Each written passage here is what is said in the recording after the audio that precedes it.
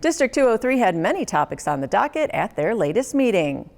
The group talked about revising their policy about timeouts and physical restraint. Back in November, ProPublica Illinois and the Chicago Tribune found many schools were using isolated timeouts behind locked doors as a way to discipline students.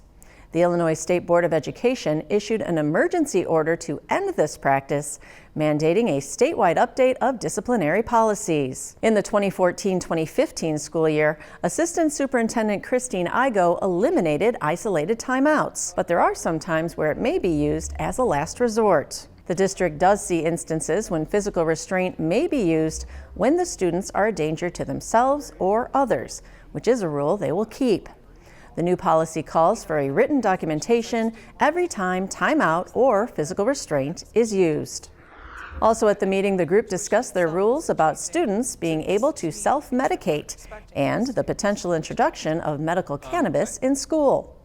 Depending on the type of drugs, students would be allowed to self-carry certain medication, but would need to store medical cannabis in the nurse's office. Documents like a school medication authorization form and a valid registry identification card would need to be turned in.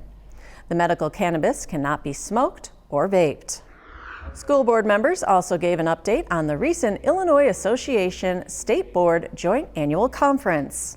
Board President Kristen Fitzgerald took away key points when it comes to implicit bias, including how other districts are making progress to improve culture and how staff can recognize the subtlest bias.